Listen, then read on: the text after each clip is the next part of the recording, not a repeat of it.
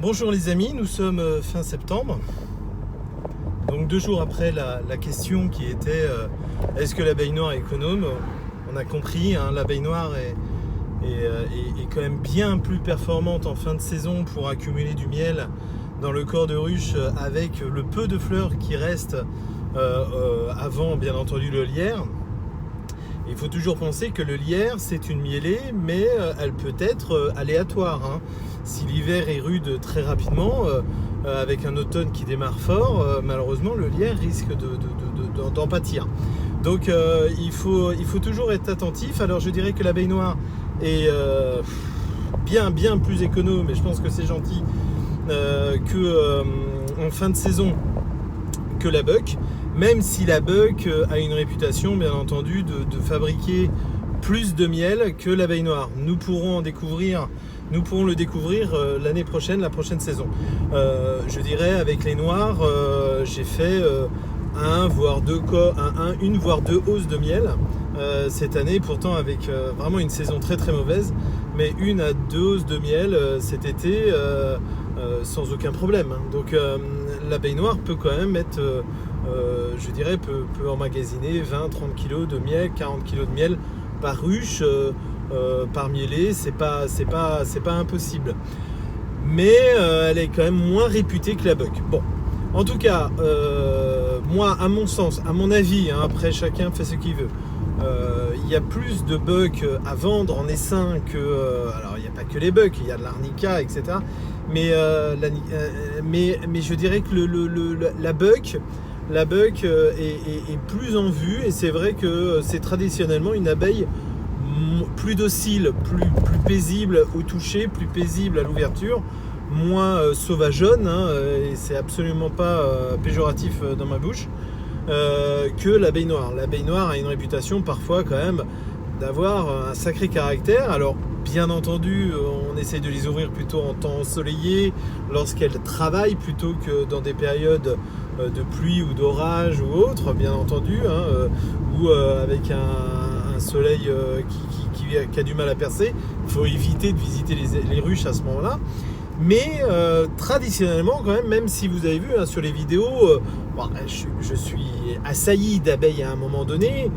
C'est pas spécialement agréable, mais bon, c'est pas non plus la guerre, même si parfois en ouverture j'avais quand même 100 ou 200 abeilles sur moi facilement. Je pense qu'ils devaient tourner autour de moi parce que voilà, c'était pas le moment.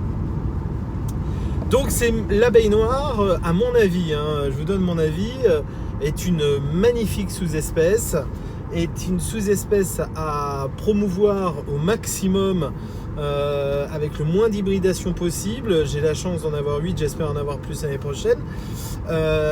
Mais il ne faut pas avoir 500 ruches à visiter dans le mois en pleine saison. S'il y a 500 guerres, je comprends l'apiculteur qu'en a assez, quoi, et qui préfère un peu d'abeilles plus dociles, comme la buck.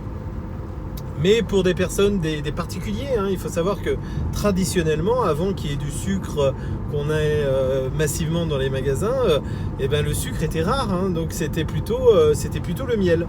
Donc il y avait une tradition en France et en Europe de l'Ouest, en Europe d'ailleurs, même dans d'autres pays, mais en tout cas en Europe, une tradition jusqu'à 50-60 ans en arrière, une tradition à la campagne d'avoir 1 ou 2 ruches qu'on capte au moment de l'essaimage au printemps, au mois de mars-avril, et qu'on laisse bien grossir, et après on prend les seins généralement on tue les seins en prélevant les cadres de miel. C'était comme ça que ça se faisait, tout le monde attendait l'essaimage pour avoir ses futurs 20-30 kg de miel pour l'hiver. Donc moi je vais vous donner mon sentiment. Moi il y a quelques années, dans mes poiriers pommiers j'avais plus rien, je me suis dit c'est pas possible. Donc j'ai acheté 2 ruches, et puis après de fil en aiguille il y a une passion qui est venue, et maintenant j'en ai plusieurs dizaines. Voilà, donc c'est tout à fait possible, même en ville, si vous entendez bien avec vos voisins, si c'est pas un jardinet, même en agglomération plus ou moins urbaine, on peut avoir 1 ou 2 ruches. Franchement, les ruches, on va dire allez, à 50 mètres, elles ne vous attaquent pas, hein, surtout si c'est de la buck, hein. Même si c'est de la noire.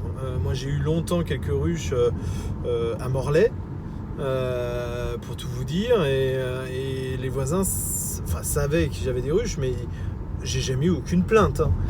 Donc voilà, après à la fin de saison, vous donnez 1 ou 2 pots de miel avec plaisir, et vous allez voir, vos voisins vont devenir d'excellents amis. Donc n'hésitez pas de vous lancer. C'est pas compliqué d'avoir des ruches. Vous avez d'excellents tutos sur internet. Il n'y a pas besoin de passer une formation, hein. Il y a d'excellents tutos sur internet qui vous permettent de posséder quelques ruches et de passer une première année, une première saison, comme on dit. Pensez bien, hein, au Varrois. Vous avez la pharmacie Razimbault, par exemple, sur internet. Moi, c'est là où je m'équipe des apivars et des varomèdes. Ça a un petit coût, bien entendu, hein, comme toute passion, hein. Le sport, ça a un coût, les abeilles, ça a aussi un coût. Voilà, c'est une bonne maison, et n'hésitez pas. Je fais de la pub parce que voilà, j'ai aucun intérêt à l'intérieur, hein, je sais même pas où elle est, cette pharmacie, d'ailleurs. Je crois que c'est dans le sud de la France. Mais en tout cas, n'hésitez pas, c'est vraiment il livre rapidement, et j'ai jamais eu aucun problème. Donc pharmacie Razimbault, parapharmacie, je crois, Razimbault, et qui fait du bio en plus, donc vous pourrez peut-être découvrir d'autres produits qui vous seront utiles. Et ensuite, en équipement, moi je m'équipe principalement chez ICO, hein, magasin très connu, entreprise très connue du sud de la France, qui livre sous 2-3 jours par le biais de Chronopost ou de TPD, c'est ça, une société donc de livraison à domicile. Ils peuvent livrer jusqu'à, moi j'ai eu des colis de 100, 200, 300 kilos, hein. Il faut savoir qu'une ruche même vide, c'est 30 à 25 kilos, hein, donc ça peut aller très très vite. Et le coût est raisonnable dans la livraison, et ça vous permet comme ça d'avoir très rapidement 2-3 ruches vides, avec des essaims que vous achetez au moment de mai, juin, juillet. Et moi je vous conseille des abeilles noires. Un essaim, le coût, c'est on va dire si c'est pas trop cher, si la personne n'abuse pas, c'est maximum 150 € maximum, hein, un essaim, et un essaim avec 6 cadres, hein, dont 3-4 couvains, hein. C'est 150 €.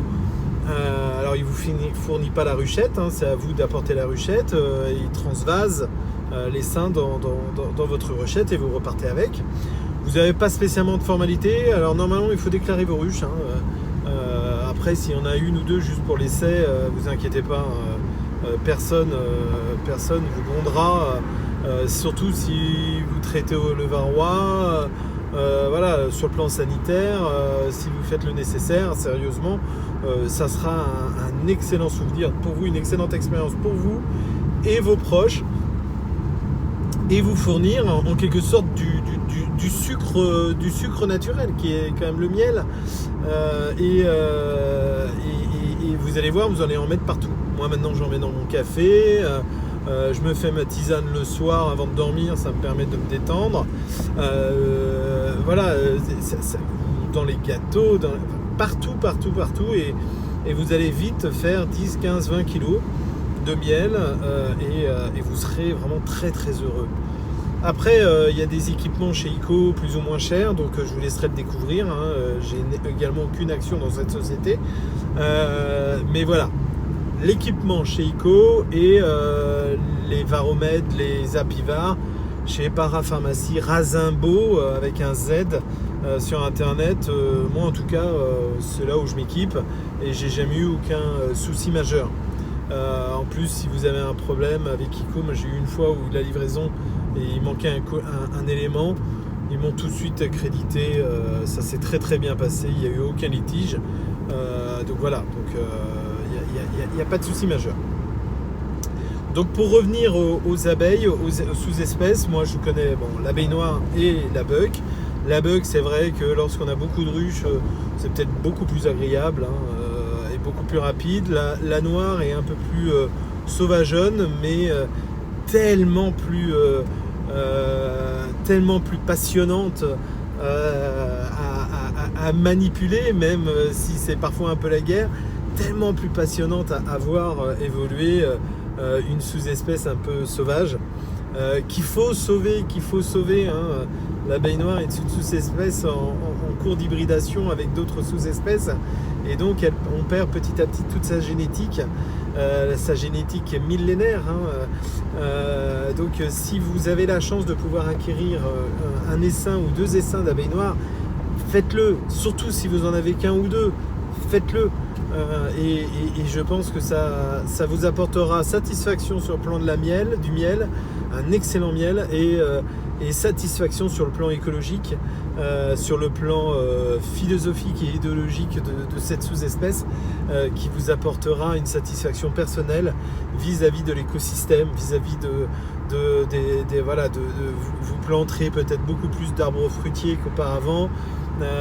Votre empreinte écologique sur le milieu où vous serez sera tellement plus gratifiant avec l'abeille noire qu'avec la buck. Voilà. Après, si vous voulez quelque chose de plus sage, je vous comprends également, j'en ai. La buck, c'est vrai que voilà, c'est la locomotive tranquille. L'abeille noire, c'est un peu la Formule 1 parfois qui peut impressionner. Donc après, c'est un choix propre à chacun. En tout cas, achetez des essaims, ayez des abeilles chez vous. On a besoin de butineuses, on a besoin. Churchill disait, je ne sais même pas si c'est Churchill d'ailleurs, mais en tout cas, on dit sans abeilles, l'humanité en n'a pour 4 ans. Donc voilà, ayez des abeilles, faites le pas, vous en serez que plus heureux, vous et vos proches. Allez, je vous souhaite une excellente journée et à très bientôt. Je ferai d'autres vidéos. Là, les noires, elles sont quasiment hivernables. Je ne sais pas si ça se dit, mais en tout cas, elles sont prêtes pour l'hivernage. Il y a suffisamment de miel. Il reste juste à enlever toutes les apivars et puis à mettre l'acide avec par le varomède. Donc elles sont prêtes pour hiverner. Les bucks, pas du tout. Il manque quand même beaucoup de miel encore dans le corps. Il y a le lierre qui arrive. Donc voilà, il y a d'autres vidéos qui vont arriver. Mais en tout cas, je vous souhaite une excellente fin de saison. Un bon hivernage pour vos ruches. Et si vous n'en avez pas, de belles acquisitions l'année prochaine pour le bien commun, on va dire. Allez, à bientôt, au revoir.